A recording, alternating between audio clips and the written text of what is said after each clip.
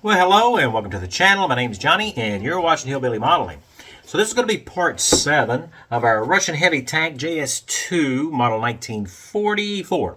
44. That's a Tamiya kit. In this video, we're going to be doing, let me see, rust. We need to do some rust effects. We also need to do our tow cables. We haven't done those yet, so we need to finish up our tow cables. And some mud, right? A little bit of mud effects and stuff like that to kind of bring the model all together and make it look a bit used. So yeah, let's go ahead and get started and jump down to the bench here and get something done. All right, so here we go. We're going to be using some pigments here. Now, if you haven't used pigments before, these are dry pigments, and I'm going to be using water as the carrier for them so I can control that. So this is the set that we're going to be using. This is Vallejo's Rust and Corrosion set, and the part number on it is 73.194, just in case you guys want to pick this up. If you don't have them, they work out really well for me, so pick up some and try it out. Now, I do have it on a palette here, and I've also added some black pigment there because I kind of use this little pigment palette quite often here. So you can see I'm picking up the pigment and putting it in the water there because I'm going to be using a lot of this. So I'm just going to use it to coat our tracks. So that's what we're working on here is our spare tracks. And using the water as a carrier, it's transferring that pigment to the surface of our tracks. Now, it does have that flat Vallejo clear coat on it, and flat paints tend to hold pigments better than a gloss coat. So, as you can see here, we're just kind of brushing this on, and you can't really tell that it's doing anything because it's kind of subdued due to the fact that we're using water as a carrier. But as it dries out, then the color starts to develop. And as you can see there, we've got that dark old rust look there. So next up, we're going to move to the next lightest color and add some highlights, like right here on these guide horns here. And also where on the center section here that's on the front of the tank, I'm just going to put that where the road wheels would be running across the track there to kind of simulate maybe some used tracks, and that will help, add a little bit more interest to our tracks there. Now we're also going to catch the top edges and pretty much any real sharp edge on our spare tracks here with that same pigment.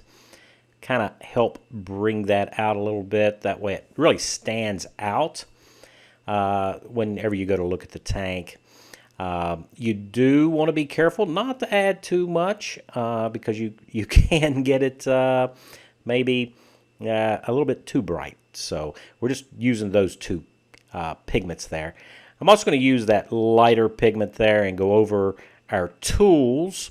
Here we're doing the shovel because you can imagine it being on the side of the vehicle. Probably it will, if it has any exposed metal that's not coated in paint or something, it's gonna rust and pick up some surface rust. And we need to do our saw also on the other side of the vehicle there. So catching that top edge a little bit there, and then of course the big rub marks that we put on there before. So here I'm going to use some Testors enamel thinner, and it really helps to actually set our pigments in place. Keeps it from rubbing off on us, and we don't want that to happen. You don't want your pigments falling off. So yeah, and as you can see, I'm not brushing this on. I'm just kind of dabbing it on and letting it run through the pigments. So with that done, we can turn our attention to our cables here, our tow cables. Now we finished weathering these up with the metal polish and everything in the last video, but now we need to install them. So we left off the little bitty retainer clips that go on underneath those toe attachments there. So here we're just going to attach those using some Tamiya Extra Thin. And yeah, I mean, these eyelets don't really fit over top of the toe attachments, so just putting them on those little clips, just like Tamiya tells us to, it seems to work the best. So we're going to flip our tank over, and now we're going to wrap this. Now, if you remember, way back when we started this project, this is a nylon cord that they gave us for our cables. However, you can see it's quite stiff. That's because we sprayed it with that Vallejo Panzer Gray is what we use for the base color there. So it does maintain its shape pretty good. It's not real flimsy. It's stiffened up considerable with the paint, and it doesn't pop off, so that's a good thing. Now that we're trying to bend it around, it popping off would be bad.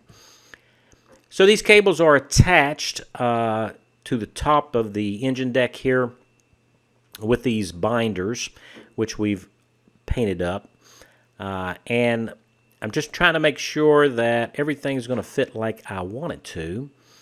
So that looks pretty much where we need to go. So we're going to be using some medium CA glue to attach these. It just works faster, and yeah, it works faster. I mean, what else can you say about that, right? A little bit on the anchor point there for our binder. We'll set that into place. Now, I do want to pull our cable over to make sure that it's got like a natural line going there. You know, we don't have anything at an extreme angle that doesn't look, you know, like it would actually be that way. And we can go ahead and secure our the eyelet on the end of our tow cable there to the binder. Again, using that CA glue to do that. And you only have to give it just a few seconds to grab on. And this grabbed on rather quick. I was going to slide it down a little bit, but I guess we're done. So there are some little L-shaped brackets there that the cable goes around. And so we're going to put some of that CA glue up underneath it there, right where the cable lays. And just press it into place. And that's really it. So the cable's attached to the binder, and the binder is attached to the tank. And then that one spot there is all that holds it on there on the turn. So here I went ahead and laid the second cable over, and it's the same process, and it looks pretty good. So I really like how that looks. All right, so with that done, we can go ahead and work on our exhaust. So of course, you know, this being a diesel engine in this Soviet tank, we do have some sooting that is going to happen at our exhaust outlets here. So I'm going to use that black oxide Vallejo pigment, which didn't come in the kit. So just remember, if you want black, you're going to have to get it separately. I'm sure it comes in some other kit. So I do let it dry because we used water as a carrier. And just let it dry, and it dries pretty quick. And then I'm just kind of coming in and feathering it with a dry brush here, kind of blending it. And if we need to add some more, which in this case it looks like, yeah, I probably should go back over it. But once it dries, we can go ahead and fix it into place using that enamel thinner, or even an odorless thinner will work. So next up, back to another Vallejo product here. This is Thick Mud. So it's an acrylic product. It is water soluble until it dries. Once it dries, it doesn't come off. So we're going to keep water and a Q-tip or two nearby. So if we make a mistake, we need to immediately wipe that off. Otherwise, it's going to dry like mortar mix or something, you know, and it is not going to want to come off. You'll have to sand it or cut it off. So I am using a a synthetic brush here. We're going to start off by adding some texture, and this thick mud is really good for texturing. We're going to add that to our sprockets here. So the center part of our drive sprocket tends to collect mud, and so we're going to go ahead and do that.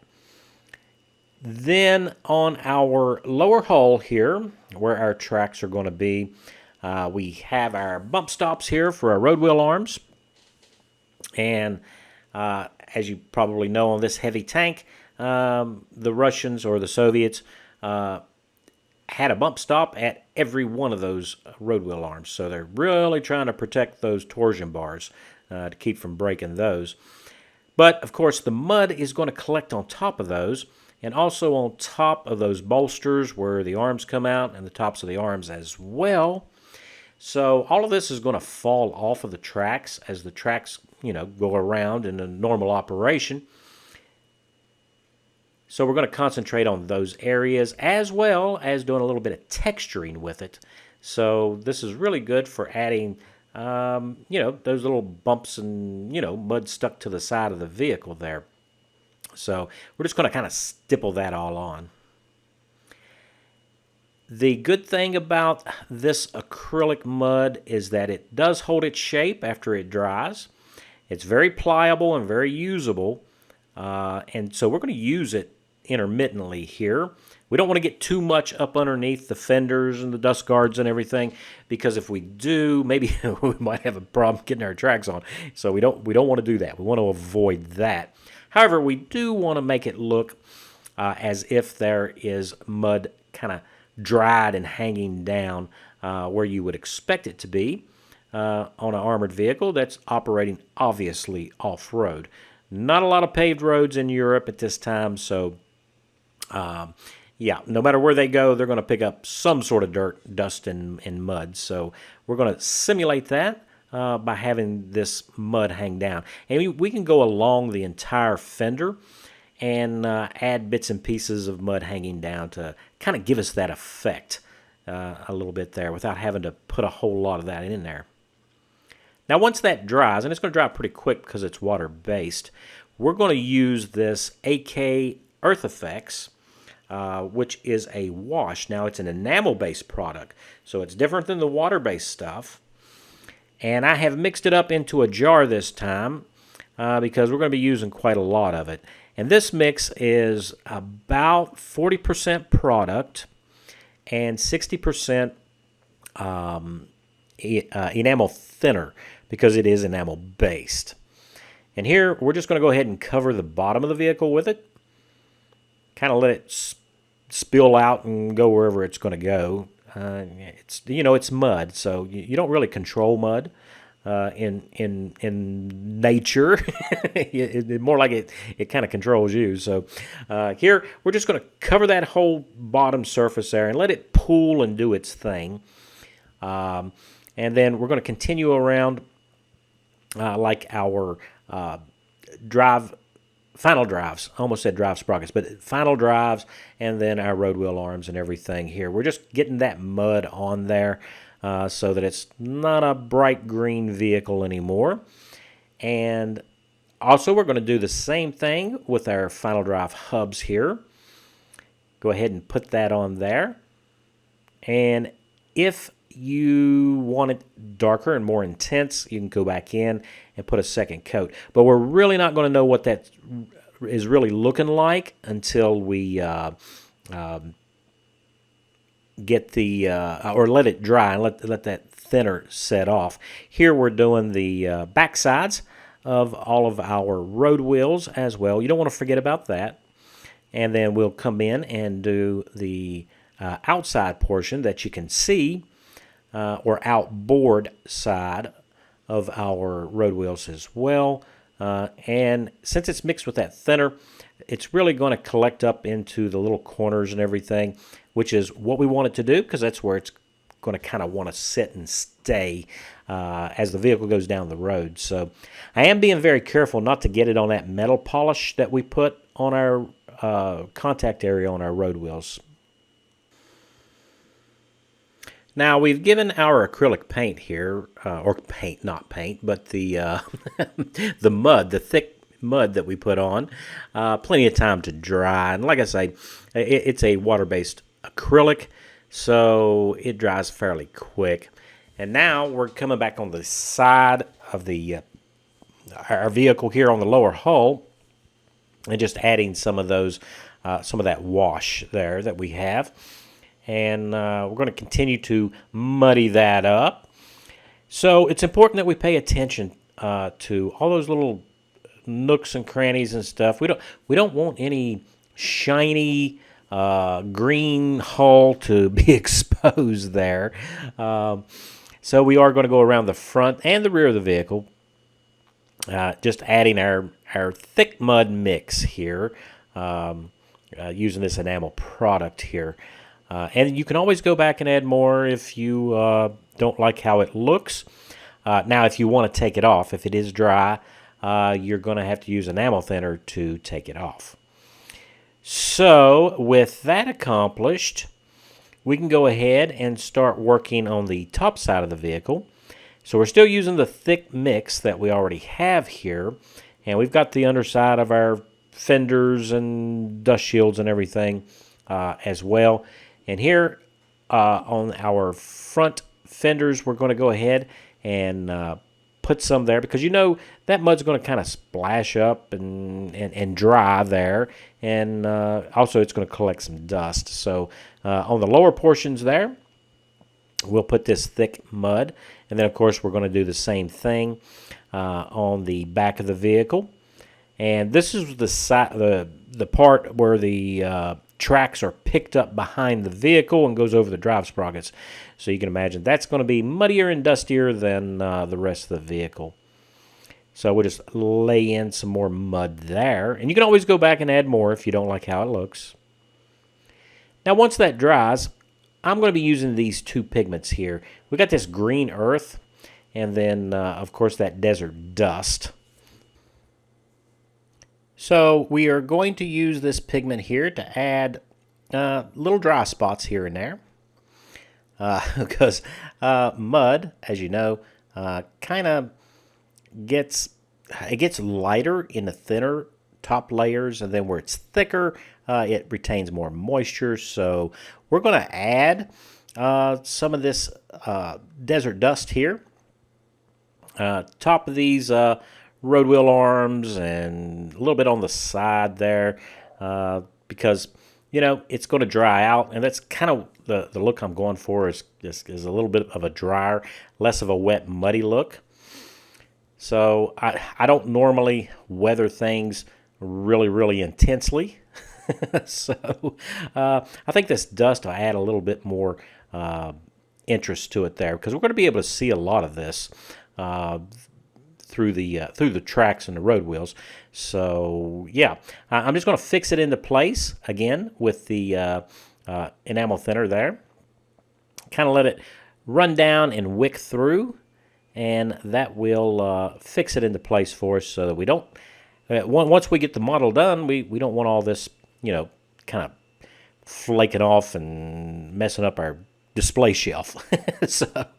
So that's kind of the messy mix what we've got going on there. Now that's dried for us, and you can see the effect that we've got going on there. So that looks pretty good. So this is the first time that I've been using these dry pigments down over top of the mud and that enamel product. And we're going to add a little bit of that green. I'm not sure if it's going to make a big difference or not, but I just wanted to try it. So we're trying it. And then we're going to hit it there with the enamel thinner and set that as well there. Just kind of let it wick right on through those dry pigments, and that'll keep it from falling off the vehicle. At least I hope it does. So do I notice a big difference with the green? Not really. I could have probably used that green on everything, but it is a green vehicle, so our eyes kind of tuned into that. So the next thing we're going to do is move over to AK's Streaking Grime here. This is also an enamel product, just like the Vallejo stuff. And if you wanted to, you could thin it out and make it into a wash, but we're not doing that here. We're going to use it straight out of the bottle.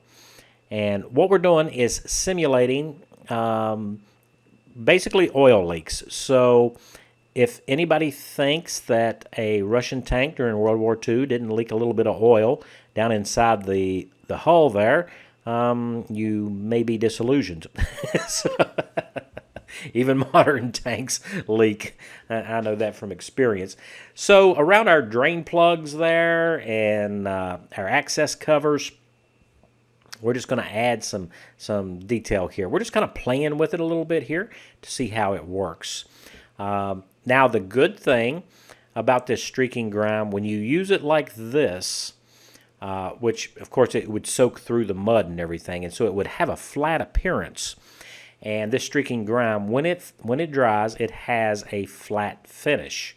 So that's really nice because we don't need to go back and do anything special to it to get that flat, dirty look. So we're going to go ahead and do up these drain plugs here too. Because big heavy tanks, they require a lot of maintenance, and these plugs would have been, pulled and put back in probably many times. Or at least if the tank survives long enough. So here I've let that dry. It's not completely dry, but you can see the flat look that we have there. So if we decide to display this on a mirror, you can see it. So what we have here is thin mud. Now we mixed up thick mud, and that was 40% product and 60% thinner, and then I took some of that thick mud, put it in a new bottle, and then I cut it again with enamel thinner and thinned it down another 50%. So that's how I did that. So, just in case if you want to know. Now the first thing we're going to do is we're going to lay down a barrier of enamel thinner on top of all of our paintwork here. And this is going to keep those horrible tide marks. Now, tide marks happen when you apply something over a dry surface and then you apply it again in a different area. And what happens is it kind of wicks out across that flat paint surface, and then where the two come together creates a tide mark. And we don't really want any tide marks. So by laying down a nice wet coat here of enamel thinner, and that shouldn't affect our acrylic paints, as long as you don't have a real aggressive solvent, in your weathering product. So with that done, we start laying in our pigments. And I just getting it on there, and we'll come back and mess with it a little bit wherever it looks like it's not going to do what we want it to do. But you're going to kind of want to do that while it's still wet. Now that's a lot of product, so we'll see what we come up with here. So as you can see, we're just going around, and that's really going to tone down that bright white that we have going on there on our identification stripes and everything. So we're just kind of getting it on there. So yeah, oh, that was a lot. But that's okay, because that's the way it is in nature. It kind of gets muddy, dirty, and nasty, and as this the thinner sets off and the pigments take hold, it's going to kind of disappear a little bit. So before it does dry, though, and I kind of learned this from experience, I guess, we need to go ahead and put some streak marks in. So around the sides of the turret here, we're going to do some streaking there, and we can use enamel thinner and make sure we're doing this with a clean brush. You don't want to do this with the weathering product, the mud, of course, and kind of brush it over and add some streaks here and there. Just do it randomly, but you do want to stay in context of where water would probably run off, you know. For instance, on the side of the turret, it's going to run down. So those lines need to be vertical to the ground, you know. So I'm trying to stay vertical. So we're just cleaning off a little bit of mud here and there and just adding those streaks in. And it goes pretty quick, as you can see right here. This is really, really fast work. You know, just kind of have a plan in your head before you get started.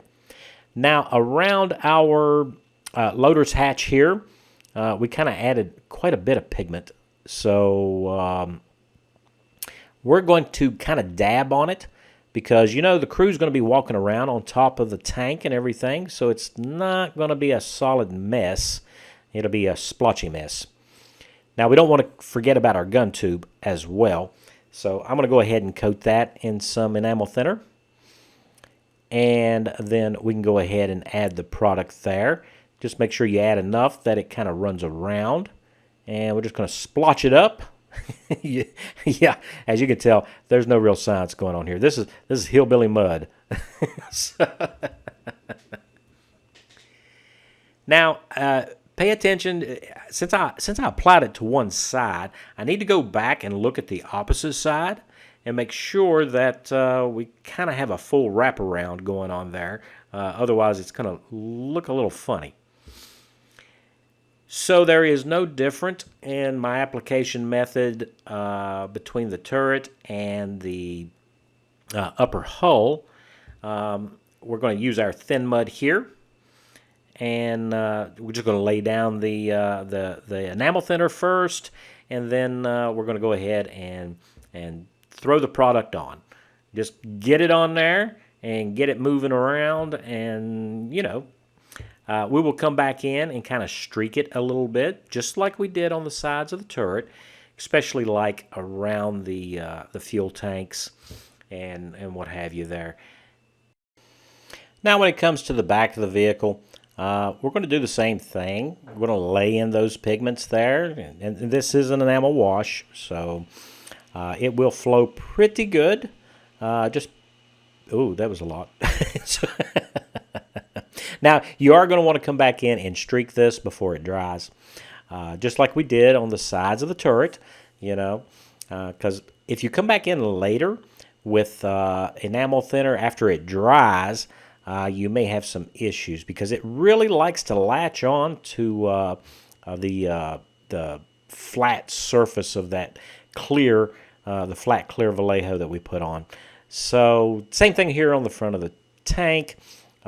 We do want to make sure that 432 there on the front is not so bright and pretty. So we will come in and streak that as well. And here you can see we're doing it in what makes sense where water is going to run off from, say, around the driver's visor there, you know. And then maybe just hit the center of the number a little bit there.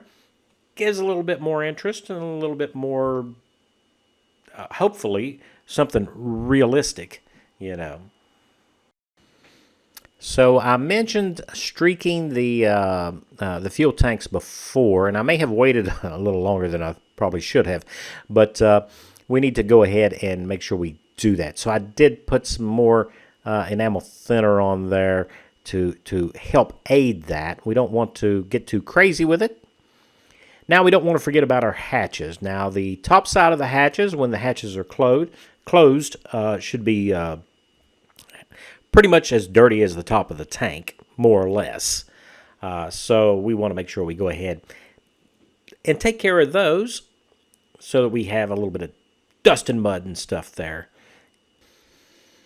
Now we're going to go back to our streaking grime, and yeah, we're going to use this around these fill plugs on our external fuel tanks. As you can imagine, there's probably some fuel leaking there or spills from filling the tanks up, of course. You don't want to leave out and go to battle with empty tanks. So on this one particular tank here, I'm going to add some extra. And I'm going to kind of leave that. We're going to come back and blend that a little bit and pull it down like a long drip. Also, on our engine deck, where the crew's been servicing the engine and checking the oil, one can imagine that they probably weren't too careful. Nobody really cared about probably the cleanliness. So we're going to have a spill there. That's nice. So we're going back to that tank where we have a spill down the side. Now, anytime you've got anything that's wet and then you hit the dusty trail, of course, dust and mud and dirt and stuff is going to stick to that.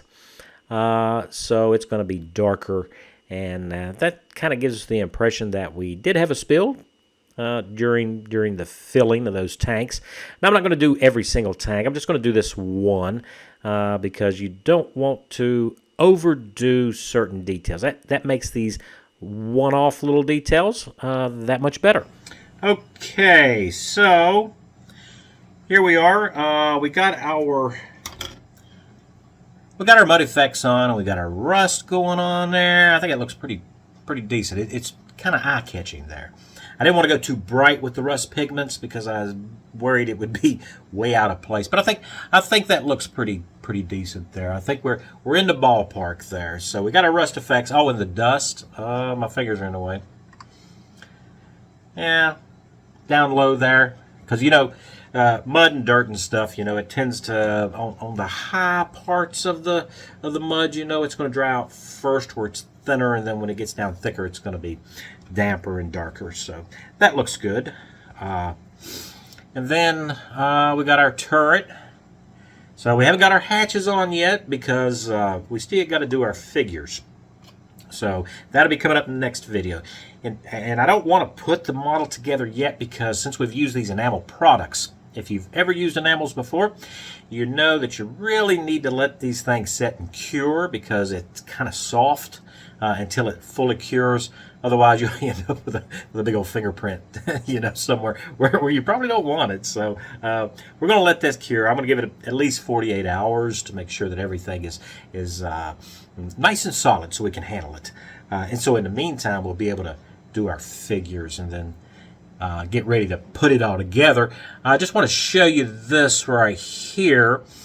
If you see there that hub in the middle there, look at how shiny it got. So I put like 3 coats of the enamel wash on it.